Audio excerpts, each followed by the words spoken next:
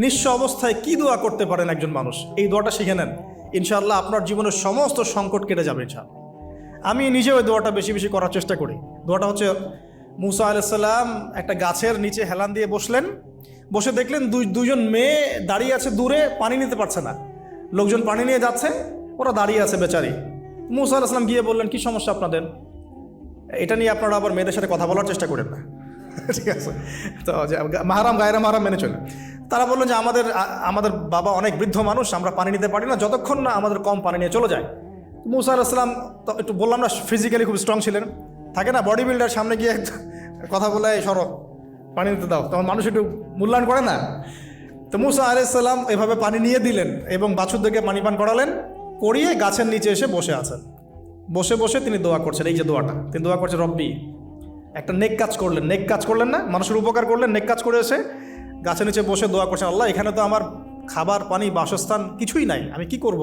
রব্বি ইন্নি লিমা আনজালতা ইলাইয়া মিন খায়রিন ফাকির।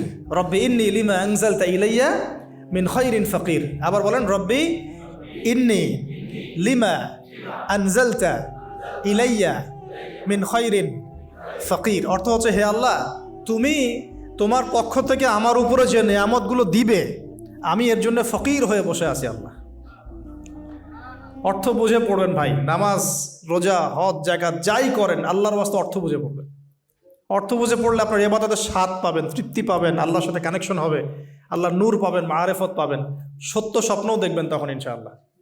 তখন সত্য স্বপ্ন দেখবেন ইনশাআল্লাহ। আল্লাহ পাক তৌফিক দান করে নেন। এবার আল্লাহ পাকের সাহায্য নেমে আসলো, ওই দুই মেয়ের মধ্যে একজন হেঁটে হেঁটে চলে আসে। এবার এই মেয়ের হাঁটা সম্পর্কেও কোরআন কথা বলেছে, সুবহানাল্লাহ। এই মেয়ে কিভাবে হেঁটে এসেছে এই হাঁটার বর্ণনাও কোরআন দিয়েছে। কোরআন বলেছে এই মেয়ে হেঁটে আসছে লাজুক পায়ে। এখন আপনি এই পুরো ওয়ার্ল্ডের মেয়েদের হাঁটা দেখেন, লজ্জা আছে? তাহলে মেয়েদের সাথে লজ্জার একটা গভীর সম্পর্ক আছে। এই মেয়ের প্রশংসা আল্লাহ পাক কোরআনে করলেন, লাজুক পায়ে লাজুক ভঙ্গিতে অবনত নয়নে সে হেঁটে আসলো। এখন আপনি কেলে যান, গো টু খেল, আপনাদের টুইন টাওয়ারে যান, দেখেন সবার হাঁটার চলা দেখেন। হায়া লজ্জার কোনো বালাই আছে এখানে? আমি গত লেকচারে বলেছিলাম যে আদম আলাইহিস সালাম এবং হাওয়া আলাইহিস সালাম, ইবলিস তাদের সাথে প্রথম যে আচরণ করেছে ওই ফল খাওয়ানোর পরে, সেটা কি? তাদের গা থেকে পোশাক খুলে পড়ে গেছে, মানে নগ্ন করে দিয়েছে আমাদের পিতামাতাকে। মহাবিশ্ব নগ্ন করে দিয়েছে কে? ইবলিস।